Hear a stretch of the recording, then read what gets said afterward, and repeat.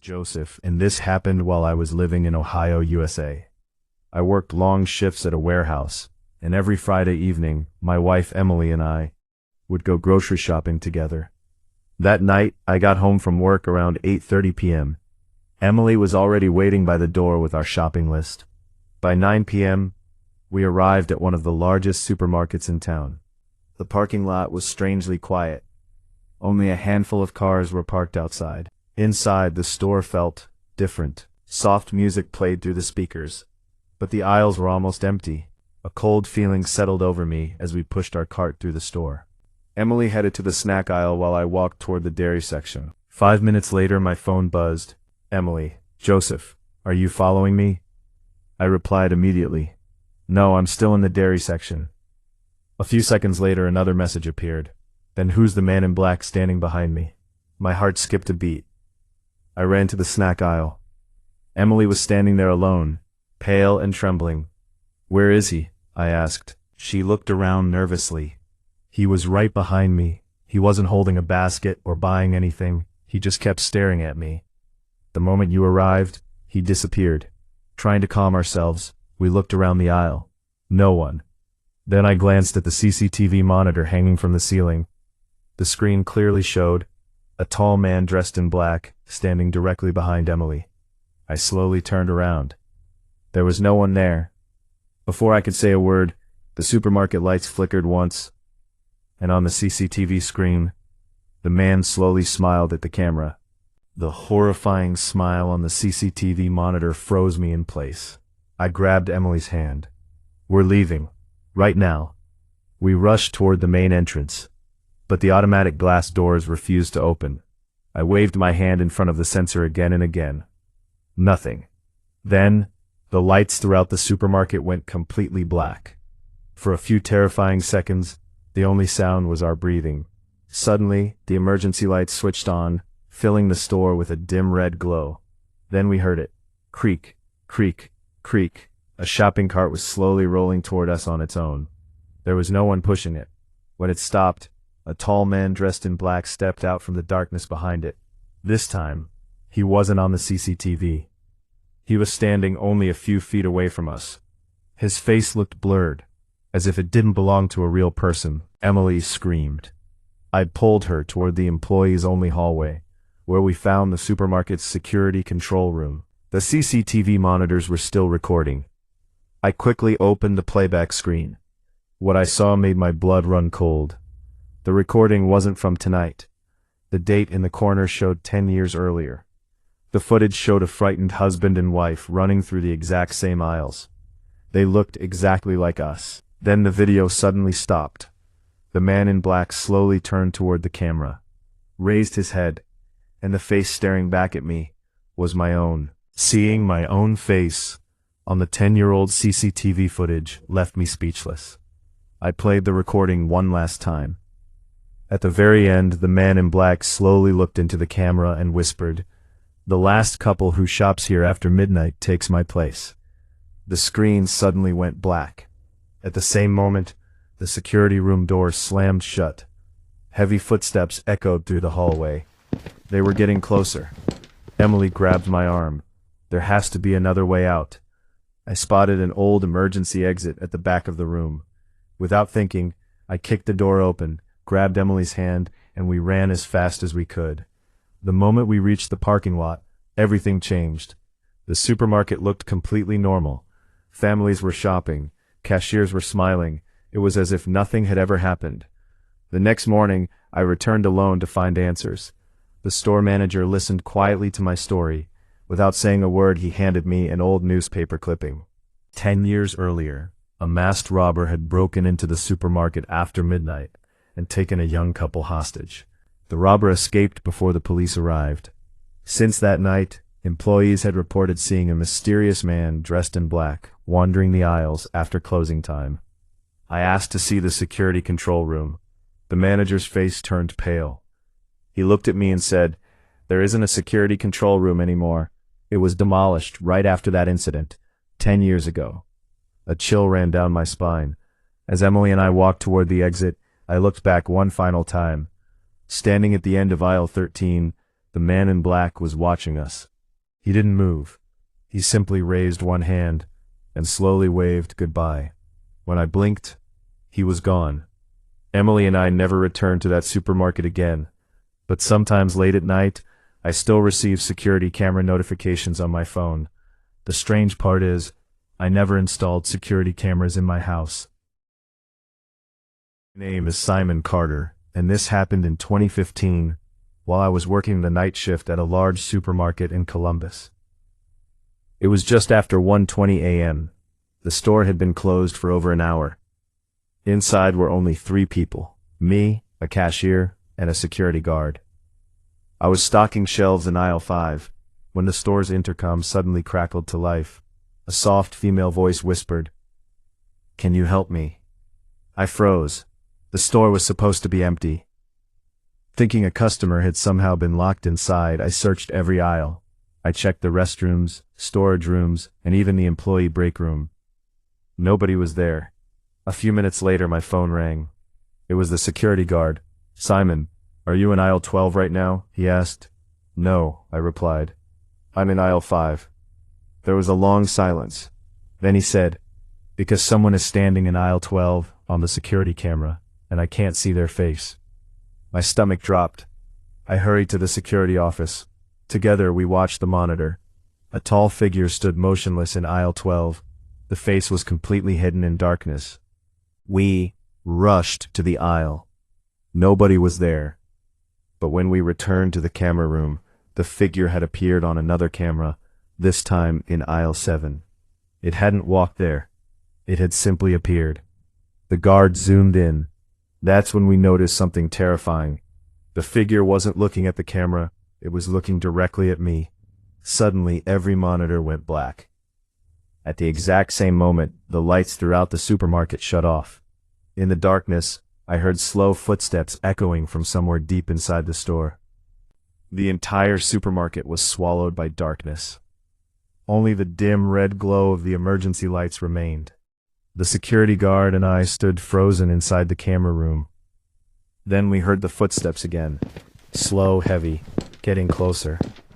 The guard grabbed his flashlight, and we followed the sound toward aisle 7. As we approached, a freezing gust of air rushed past us. Something was lying on the floor. It was an old black and white photograph. I picked it up and felt my hands begin to shake. The picture showed the same supermarket, but it looked decades older. And standing in the center of the photo was a man who looked exactly like me. Same face, same eyes, same expression. My heart started racing. Suddenly, a woman's laughter echoed through the aisle. The sound came from directly behind us. We spun around. Nobody was there. Then the flashlight flickered and died. We were completely surrounded by darkness. A few seconds later, a whisper came from only a few feet away. "Simon." My blood ran cold. I slowly turned my head. For a brief moment, I saw a tall black figure standing at the end of the aisle. Its eyes were bright white, and it was smiling. Not a normal smile. A wide, unnatural grin stretching across its face. I couldn't move. I couldn't breathe. Then, in the blink of an eye, the figure vanished. At that exact moment, the power returned. The lights flashed back on. Everything looked normal again. But when I looked down at my hands, the old photograph was gone, as if it had never existed. The next morning, I discovered the terrifying truth about that photograph and the shadow figure haunting the supermarket. The next morning, I couldn't stop thinking about what had happened. Instead of going home, I went straight to the store manager's office and told him everything: the shadow figure, the whispering voice, and the mysterious photograph. As I spoke, the color drained from his face.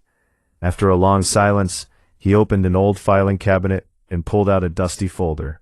Inside was a report from 1987. According to the file, a supermarket employee named Michael Harper had disappeared during a night shift. The store had been searched from top to bottom. Police investigated for weeks, but Michael was never found. The case remained unsolved. The The manager then showed me an old employee photograph. My hands began to shake. It was the same man from the picture I had found in aisle 7. And somehow, he looked exactly like me.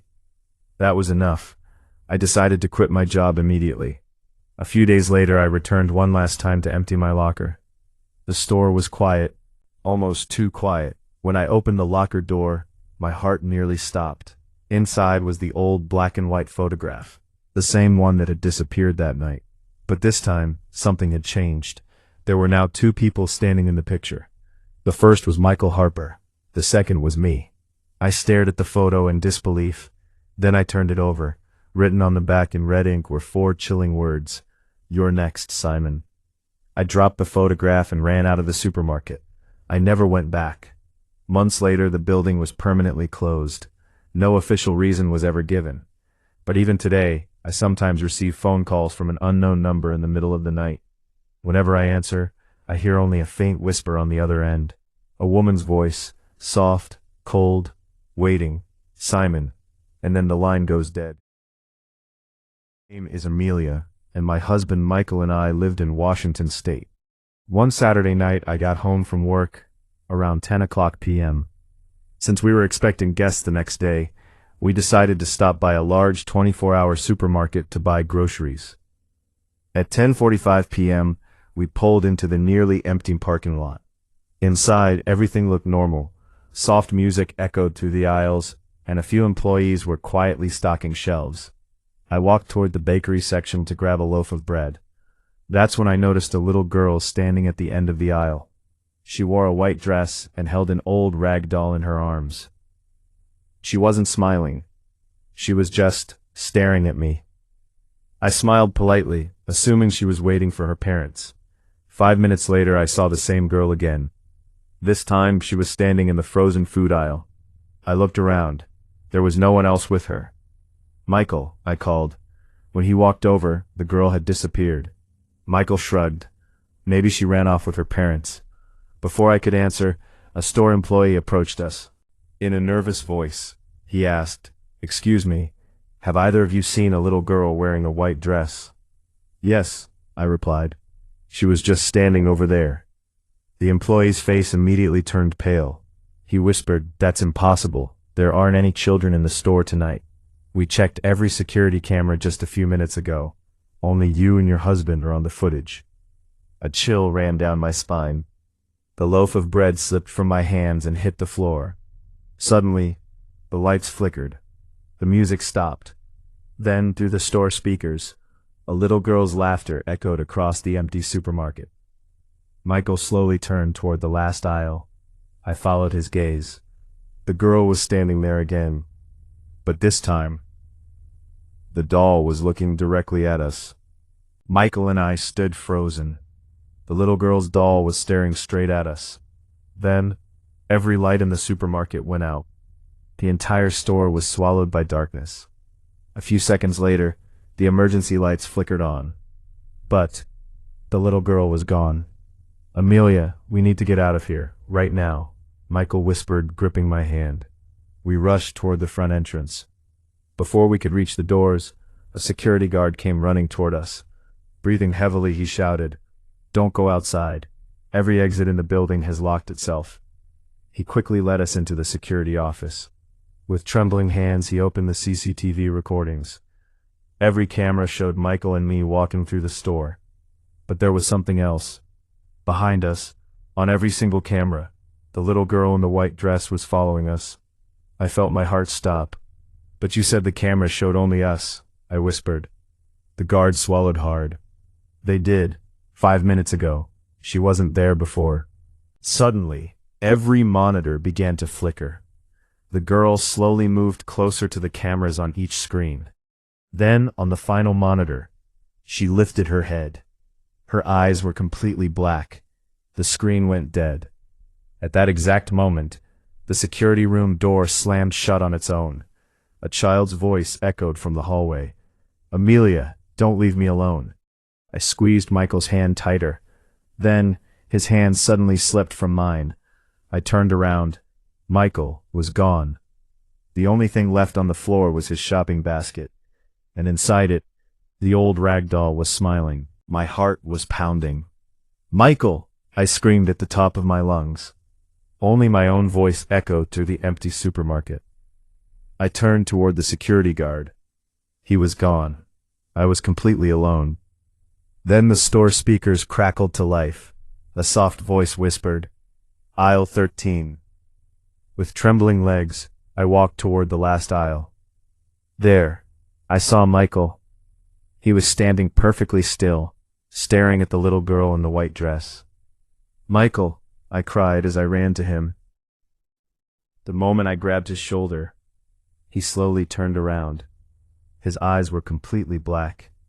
In a faint voice, he whispered, "Run, that's not me anymore." Before I could react, every alarm in the supermarket began to blare. The lights flashed wildly. The little girl smiled. Then she vanished into the darkness. I ran as fast as I could toward the main entrance. This time, the automatic doors slid open. I stumbled into the parking lot and collapsed on the pavement. Minutes later, police officers arrived and searched every inch of the building. They found no sign of Michael. No little girl, no doll. When detectives reviewed the final CCTV recording, they discovered something even more disturbing. The footage showed me running out of the supermarket, completely alone. There was no Michael beside me. According to the video, I had entered the store alone that night. Michael had never appeared on any camera. His car was still in the parking lot. His wallet and phone were found inside the shopping cart. But Michael himself was never seen again. A few months later, the supermarket was permanently closed. Locals still claim that late at night, a little girl in a white dress can sometimes be seen standing behind the glass entrance. And beside her stands a silent man. A man who looks exactly like Michael.